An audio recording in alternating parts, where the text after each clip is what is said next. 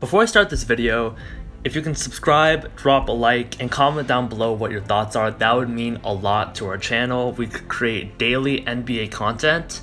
With that intro out of the way, let's get right to it. So basically yesterday, Stephen Curry dropped a 62-point bomb on the Portland Trail Blazers. And I don't have the exact score up, but I think they beat them by like 10 points, 9 points, somewhere around there. But the point being that they beat a high caliber Western Conference team. They led all of the game. And now there's a narrative going, thinking about where exactly do the Golden State Warriors stand. And I really thought about it, and unfortunately I have to make this take right now. Even if Stephen Curry averages 60 points a game this whole season, he still can't save the Warriors. And the Warriors are just, at best, fringe playoff team.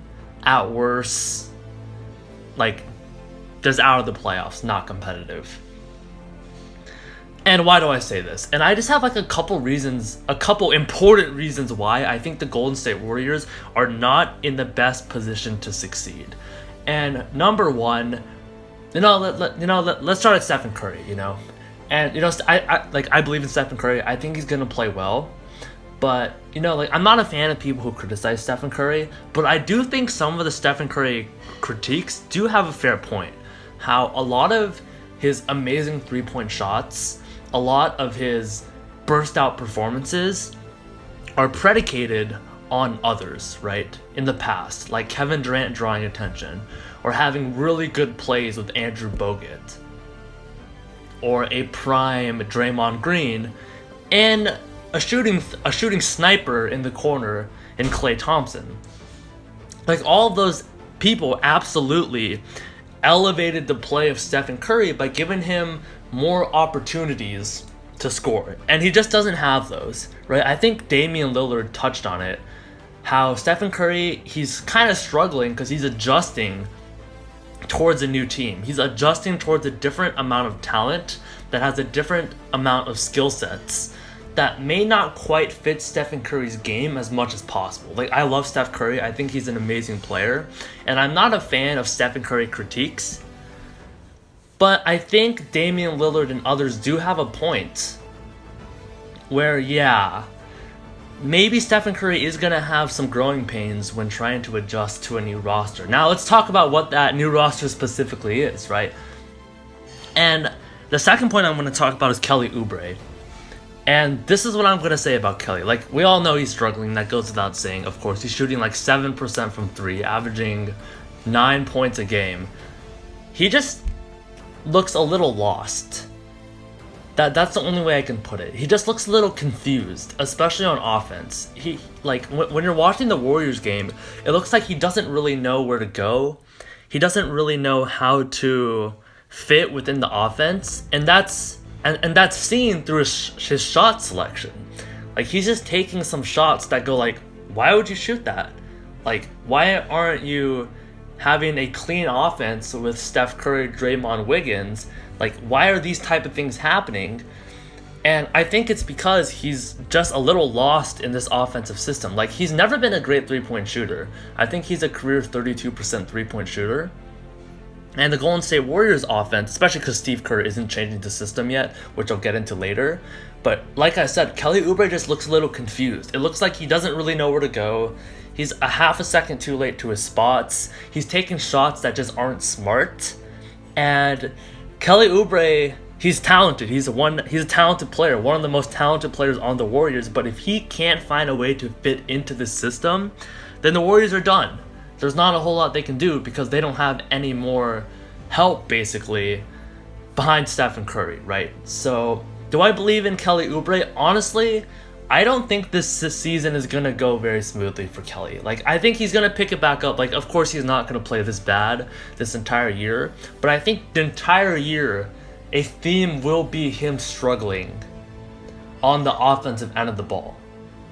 Now, the other big acquisition, quote-unquote big acquisition, is Andrew Wiggins, right? And, from what I've seen so far, Andrew Wiggins is just the same old Andrew Wiggins. He doesn't look different. 18 points a game, low efficiency, decent 3-point shooting, can't play make, okay read. Like, he just looks like the Timberwolves' Andrew Wiggins, which isn't a lot. There's a reason why people kind of gave up on Wiggins, and this was kind of his shot to prove himself.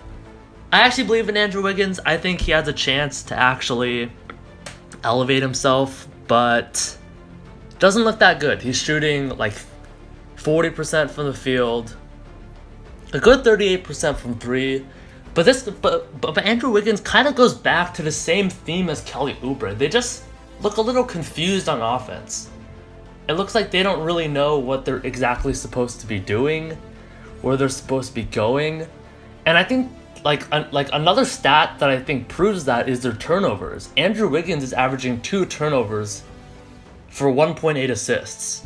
Kelly Oubre is averaging 2.2 turnovers for 0.5 assists, right? Like, unless you're a high, like, ball dominant player like Luka or Stephen Curry, where of course turnovers are going to happen, like, these players shouldn't be having this many turnovers. And turnovers are a good indication of how much understanding they have of the offense, right? So just, I guess it just boils down to identity. Like if I had to explain their offensive struggles in one word, it would be identity. They just don't really know what they are. Like, yes, it's early into the season, but in terms of identity, most championship teams, most high-quality teams, unless you're the Miami Heat, right? The Miami Heat didn't really have an offensive identity that first year in 2011, but they have freaking LeBron James, Chris Bosh, and Dwayne Wade. They have so much talent, who cares? But this team isn't that. Unless you're the Miami Heat with a super team, if you don't have an offensive identity early on, it's really hard to develop that. And that's why I'm really concerned about this Warriors team. Now, moving forward, of course, it's not just those 3 players. There's also role players. Role players are very important for any team that wants to contend. So let's talk about Draymond. Draymond he looks washed. There's no other way to put it. I do think he's still impactful, in that Trailblazers game, but he can't play as many minutes because his conditioning is down. He even admitted that. He forgot how to shoot a 3-pointer. Now, the good news about Draymond is he does serve as that secondary playmaker, because that's something they were missing. But outside of playmaking, doesn't really do a lot. He lost a step on defense, and just doesn't add to that offensive identity. Like, before he would add to the identity of the Warriors, not really anymore. And then let's move on to James Wiseman. I love James Wiseman. I think an amazing player, but he's not game-changing, right?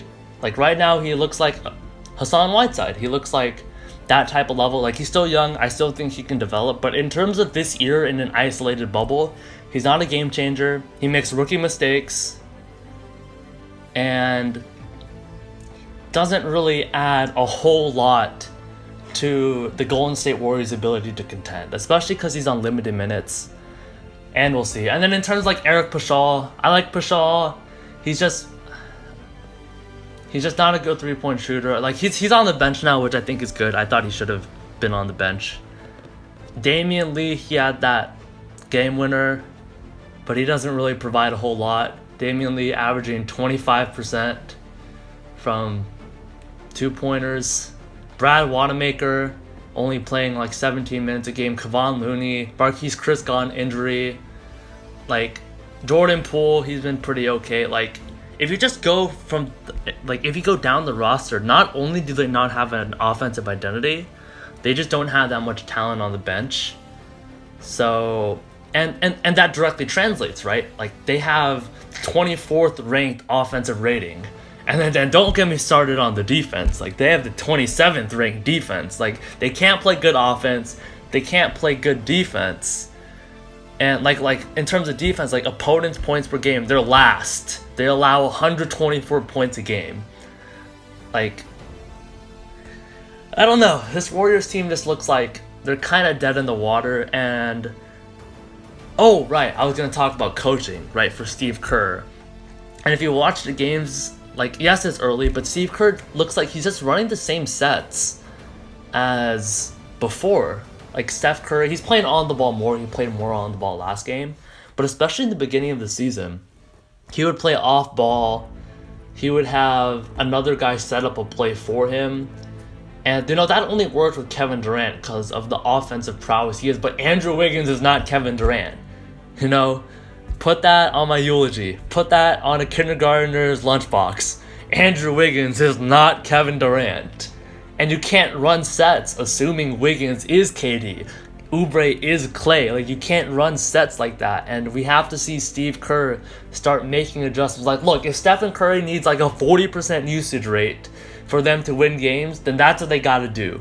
Because that's how clueless this offense is. And I guess, those are the reasons why I think the way the roster is constructed right now is not in a position to succeed at all, like I predicted before the season. But another component of my opinion on them is based on the way that I can't see them improve as well. A lot of teams, they identify problems and they fix the problem. They make a trade. They sign a free agent. But I can't see the Warriors doing that. How are the Warriors going to trade Wiggins? How are the Warriors going to trade Kelly Oubre, who's expiring? You can't trade Draymond. You don't want to trade Wiseman. Pascal is someone else you don't want to trade either. He's not making any money.